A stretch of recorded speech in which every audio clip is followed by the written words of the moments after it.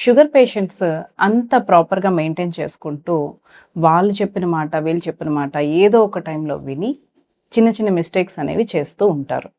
అలాంటి ఒక ఎగ్జాంపుల్ ఇవాళ చూద్దాం. సో, నా పేషెంట్ ఒకళ్ళు ఎప్పటినుంచో లైక్ 7, 8 ఇయర్స్ నుంచి మన దగ్గరకొస్తూ ఉన్నారు. మంచి కంట్రోల్‌లో ఉన్నారు. చాలా మంచి పేషెంట్. ఆయనకి కూడా ఎటువంటి ఇబ్బంది లేకుండా ప్రాపర్ ఫాలో అప్‌లో ఉన్నారు. సో, ఆయనేం చేశారంటే ఒక 20 డేస్ బ్యాక్ తన ఫ్రెండ్ ఒకళ్ళు ఒక కాఫీ పౌడర్ వచ్చింది. చాలా పనిచేస్తుందంట. అసలు మందులతో పని లేకుండా షుగర్ కంట్రోల్ అవుతుందంట. సో, అది ఒకసారి వాడి చూడరాదా అని సలహా ఇచ్చారంట. సో, ఆయన ఏం చేశారు, ఇదేదో ఒకసారి ట్రై చేద్దాంలే. ఇన్నాళ్ళ నుంచి కంట్రోల్ ఉంది కదా! సో, ఒక 10, 20 డేస్ ట్రై చేయడంలో ఏం పోతదిలే మనకి అని దాన్ని ట్రై చేశారు. ట్రై చేసి ఏం చేశారు, మందులన్నీ ఆపేసి ఆ కాఫీ పౌడరు కొంత టేస్టీగా కూడా ఉందంట.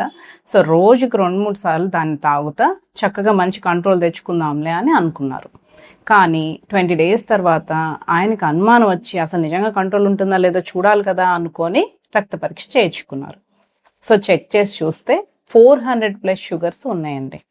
సో, ఇదేంటి షుగర్ ఇంత పెరిగిపోయింది బాబోయ్ అని భయమేసి వెంటనే నా దగ్గరికి వచ్చారు. వచ్చి జరిగిందంతా చెప్పారు.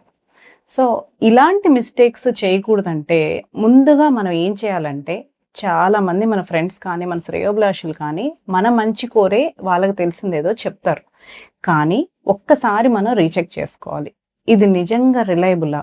అంటే ఒక కాఫీ పౌడరో లేకపోతే ఏదన్నా పౌడర్స్ వల్ల మన షుగర్ లెవెల్స్ మందులు అవసరం లేకుండా తగ్గే అంత బాగా పనిచేస్తాయా అని ఫస్ట్ ఆఫ్ ఆల్ చూసుకోవాలి.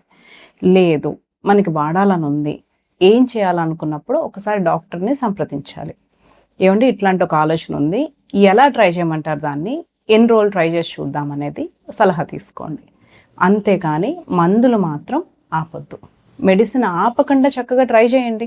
ఏదన్నా పెరుగుతున్నాయి లేదా తగ్గుతున్నాయి దాన్ని బట్టి మెడిసిన్ అడ్జస్ట్ చేద్దాం. లేదా మీరు చెక్ చేసుకోవాలనుకుంటున్నారు, మీకు నష్టం కలగకూడదంటే మందులు స్టాప్ చేసుకోకుండా చెక్ చేసి చూడాలి. అంతే తప్ప మెడిసిన్ మాత్రం వితౌట్ ఎనీ ప్రయర్ నోటీస్ డాక్టర్ని సంప్రదించకుండా అస్సలు స్టాప్ చేయొద్దండి.